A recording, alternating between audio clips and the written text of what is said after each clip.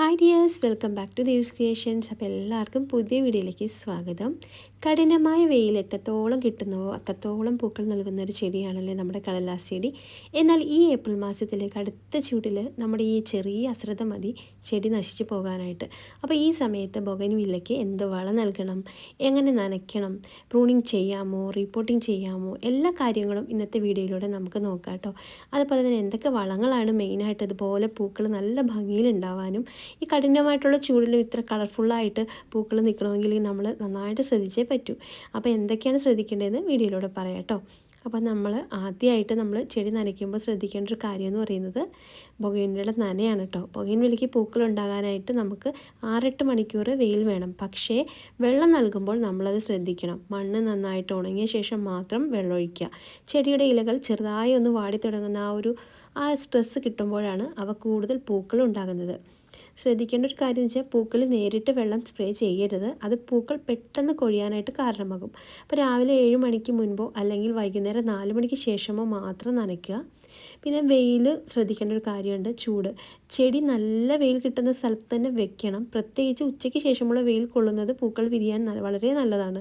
എന്നാൽ ചട്ടിയിലെ മണ്ണ് അമിതമായിട്ട് ചൂടാകാതിരിക്കാനും ഉണങ്ങിയ ഇലകൾ കൊണ്ട് ചുവട്ടിൽ നമ്മുടെ ചെടിയിൽ വീഴുന്ന പൂക്കളും ഇലകളൊക്കെ നമ്മളധികം ഇങ്ങനെ ഉണങ്ങിയ ഇലകളൊക്കെ എടുത്ത് കളയാതെ ജസ്റ്റ് ഒന്ന് പൊതയിട്ട് കൊടുക്കണം, നല്ലതാണ് ചെടിയുടെ ചുവട്ടിൽ. അപ്പോൾ ചെടിക്ക് കൂടുതൽ ഡ്രൈ ആവത്തില്ല അടിഭാഗം. അപ്പോൾ ചെടിക്ക് അത്യാവശ്യം പൂക്കളൊക്കെ നിൽക്കാനും ചെടി നല്ല ഉന്മേഷത്തോടെ നിൽക്കാനൊക്കെ ഹെൽപ്പ് ചെയ്യും. പക്ഷേ ഇത് തണുപ്പ് കാലത്തും മഞ്ഞ സമയത്തൊന്നും നമ്മുടെ ചെടിയുടെ ചുവട്ടിൽ ഇങ്ങനെയൊന്നും ചെയ്യരുത് കേട്ടോ. അപ്പോൾ എപ്പോഴും നല്ല ക്ലീൻ ആയിരിക്കണം നമ്മുടെ ചെടിച്ചട്ടി.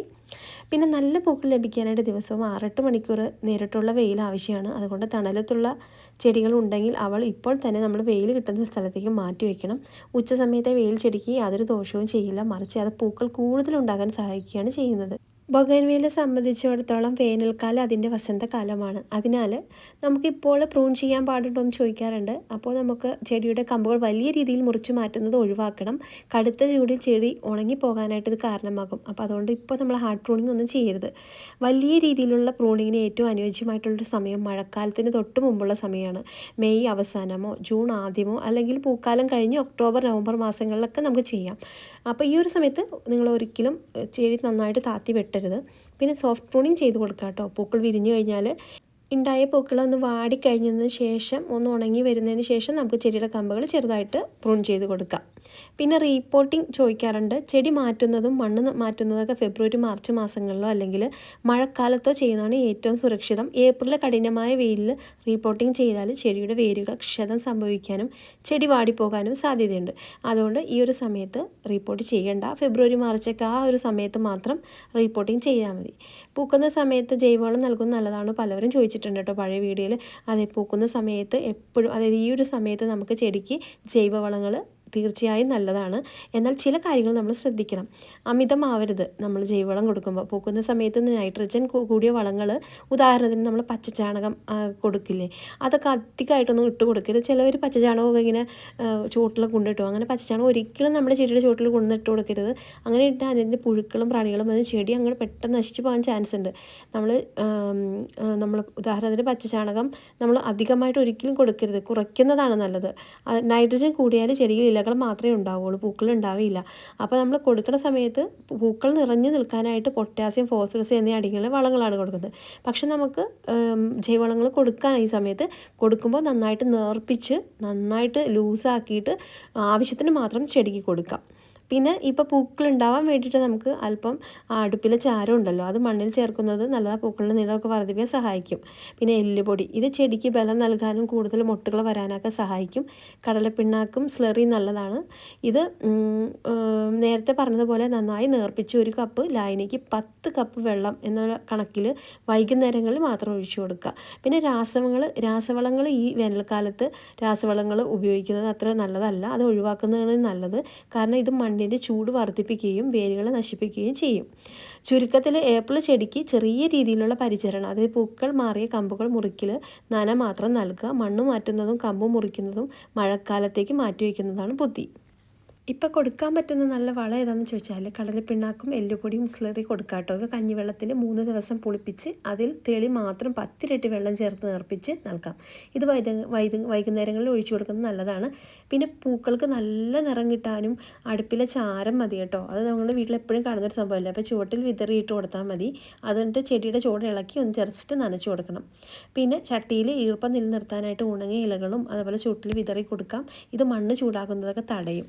നമുക്ക് കടയിൽ നിന്ന് മേടിക്കുന്ന വളങ്ങളൊന്നും കൊടുക്കണ്ട. നമ്മളെ വീട്ടിലുള്ള വളങ്ങൾ മതി. മുട്ട തോടും അതുപോലെ ചാരമൊക്കെ നന്നായിട്ട് ഡ്രൈ ആയിട്ട് പൊടിച്ച് എല്ലുപൊടി മിക്സ് ചെയ്തിട്ട് ഓരോ പിടി വീതം നമുക്ക് 10-15 ദിവസം ഇടവിട്ടിട്ട് ഈ ഒരു സമയത്ത് ചെടിക്ക് ഇട്ട് കൊടുക്കുക. എന്നിട്ട് ചെറുതായിട്ടൊന്ന് നനച്ചു കൊടുത്താൽ മതി.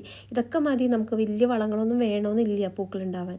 പിന്നെ പഴത്തൊലി നല്ല അയനിയുണ്ട്. പൂക്കൾ നന്നായി ഉണ്ടാകാൻ സഹായിക്കുന്ന ഒരു പൊട്ടാസ്യത്തിൻ്റെ കലവറയാണിത്. പഴത്തൊലി വെള്ളത്തിലിട്ട് 2 ദിവസം ഇട്ട് വെച്ച ശേഷം ആ വെള്ളം നേർപ്പിച്ച് ചെടിക്ക് ഒഴിച്ചു കൊടുക്കണം. പിന്നെ എപ്സം സാൾട്ട് ഏറ്റവും നല്ലതാണ്. പൂക്കൾ കൊഴിയാതിരിക്കാനും ചെടി നല്ല പച്ചപ്പോടെ നിൽക്കാനും ഇത് സഹായിക്കും. 1 ലിറ്റർ വെള്ളത്തിൽ 5 ഗ്രാം 1 സ്പൂണ്, അതായത് ഏകദേശം 1 സ്പൂൺ എന്നുള്ള കണക്ക് എപ്സം സാൾട്ട് കലക്കി ഇലകളിലും ചൂട്ടിലും തളിച്ചു കൊടുക്കാം. മാസത്തിൽ ഒരിക്കൽ മാത്രം കൊടുത്താൽ മതി കേട്ടോ. പിന്നെ ശ്രദ്ധിക്കേണ്ട ഒരു പ്രധാന കാര്യങ്ങളെന്ന് പറയുമ്പോൾ വളം നൽകുന്നത് എപ്പോഴും വൈകുന്നേരം 5 മണിക്ക് ശേഷമായിരിക്കണം. വളം കൊടുക്കുന്ന സമയത്ത് ഏത് വളം നൽകുമ്പോഴും അത് നന്നായി വെള്ളം ചേർത്ത് നേർപ്പിച്ചിരിക്കണം. കൊഴുപ്പോടെ ഒഴിച്ചാൽ ചെടിക്ക് അത് ദോഷം ചെയ്യും. പിന്നെ വളം നൽകുന്നതിന് മുൻപും പിൻപും മണ്ണിൽ നേരി ഈർപ്പമുണ്ടെന്ന് ഉറപ്പുവരുത്തുക. ഈ ലിക്വിഡ് വളങ്ങൾ 15 ദിവസത്തിൽ ഒരിക്കൽ നൽകുന്നത് ഈ വേനലിലും നിങ്ങളുടെ ബൊഗൻവില്ല പൂത്തെളിഞ്ഞ് നിൽക്കാനായിട്ട് സഹായിക്കും. വേപ്പിൻ പിണ്ണാക്ക് ചേർക്കുന്ന വേരിലെ അഴുകളൊക്കെ തടയാനായിട്ട് സഹായിക്കും കേട്ടോ. പിന്നെ സാധാരണ മിക്കവരും ഈ മറ്റേ ചാണകവെള്ളം കൊടുക്കാറുണ്ട്. അപ്പോൾ ചാണകവെള്ളം കൊടുക്കുന്നതിൽ ഏറ്റവും നല്ലത് നിങ്ങൾ എല്ലുപൊടി അല്പം വേപ്പിൻ പിണ്ണാക്കും എന്നിവ കഞ്ഞിവെള്ളത്തിൽ 3 ദിവസം ഇട്ട് വെക്കുക. ഇതിൻ്റെ തെളി മാത്രം എടുത്ത് 10 ഇരട്ടി വെള്ളം ചേർത്ത് നേർപ്പിച്ച് വൈകുന്നേരങ്ങളിൽ ഒഴിച്ചു കൊടുക്കുന്നത് ഇതിലെ നൈട്രജനും ഫോസ്ഫറസും പൊട്ടാസ്യം പൂക്കൾ നിറയാനായിട്ട് സഹായിക്കും. അപ്പോൾ നിറം വർദ്ധിപ്പിക്കാനായിട്ട് ഏറ്റവും നല്ലതാണ് കേട്ടോ. അപ്പോൾ നമ്മുടെ ചെടിയുടെ വീഡിയോ കാണുമ്പോൾ എല്ലാവരും ചോദിക്കുന്ന പൂക്കൾക്ക് ഇത്ര ഭംഗിയുണ്ടല്ലോ, നല്ല കളറാണല്ലോ. പൂക്കൾക്ക് നല്ല നിറം കിട്ടാനും കടും നിറം കിട്ടാനൊക്കെ 1 സ്പൂൺ അടുപ്പിലെ ചാരമോ അല്ലെങ്കിൽ എപ്സം സാൾട്ടോ നൽകുന്നത് വളരെ നല്ലതാണ് കേട്ടോ. പിന്നെ പലരും ഈ സമയത്ത് ചെയ്യുന്നൊരു തെറ്റാണ്, ഹാർഡ് പ്രൂണിങ് റീപോർട്ടിംഗ് ഒക്കെ നടത്തും. അപ്പോൾ ഈ ഏപ്രിൽ മാസത്തിലെ ചൂടിൽ ചെടിയുടെ വലിയ കമ്പുകൾ മുറിച്ച് മാറ്റുന്നത് ഒഴിവാക്കണം. ഇത് കമ്പുകൾ ഉണങ്ങിപ്പോകാനായിട്ട് കാരണമാകും. പലരും ചെയ്യാറുണ്ട്, പൂക്കളില്ലെന്ന് വെച്ചിട്ട് പ്രൂൺ ചെയ്താൽ പൂക്കളുണ്ടാവുമെന്ന് വിചാരിച്ചിട്ട് ചെടിയുടെ താഴേന്ന് അങ്ങ് വെട്ടിക്കൊടുക്കും. അപ്പോൾ അങ്ങനെ ചെയ്യരുത്. പൂക്കളുണ്ടാവുന്ന കമ്പുകൾ നിങ്ങൾ ഉറപ്പായിട്ടും വെട്ടിക്കൊടുക്കണം. സോഫ്റ്റ് പ്രൂണിങ് ചെയ്ത് കൊടുത്താൽ മതി. അപ്പോൾ ഹാർഡ് പ്രൂണിങ് എപ്പോഴും നമ്മൾ ചെയ്യേണ്ടത് ഞാൻ പറഞ്ഞല്ലോ ആ സമയത്ത് ചെയ്താൽ മതി. റീപോർട്ടും മഴക്കാലത്തേക്ക് മാറ്റി വയ്ക്കുന്ന കേട്ടോ നല്ലത്. ഇപ്പോൾ ചെയ്യാൻ പറ്റുന്നത് പൂക്കൾ വിരിഞ്ഞു കഴിഞ്ഞാൽ കമ്പുകളുടെ അഗ്രഭാഗം മാത്രം മുറിച്ച് മാറ്റുക. പിന്നെ മുറിച്ച ഭാഗത്ത് അല്പം മഞ്ഞൾപ്പൊടിയോ ഫംഗിസൈഡോ പുരട്ടാൻ മറക്കരുത്. അപ്പോൾ ഈ പറഞ്ഞ കാര്യങ്ങൾ ശ്രദ്ധിച്ചാൽ നിങ്ങളുടെ ബൊഗൻവില്ലകളും ഈ വേനലിൽ നന്നായിട്ട് പൂത്തെളിഞ്ഞ് നിൽക്കും. രാസവളങ്ങളേക്കാൾ ഈ സമയത്ത് ജൈവവളങ്ങൾക്കാണ് മുൻഗണന നൽകാൻ ശ്രദ്ധിക്കുക. ഈ വീഡിയോ നിങ്ങൾക്ക് ഉപകാരപ്പെട്ടെങ്കിൽ സപ്പോർട്ട് ചെയ്യാൻ മറക്കരുത്. നിങ്ങളുടെ സംശയങ്ങൾ എന്നോട് കമൻറ്റിലൂടെ പറഞ്ഞാൽ മതി. അപ്പോൾ നമുക്ക് പുതിയ വീഡിയോയിൽ കാണാൻ. അതുവരെയും നന്ദി, നമസ്കാരം.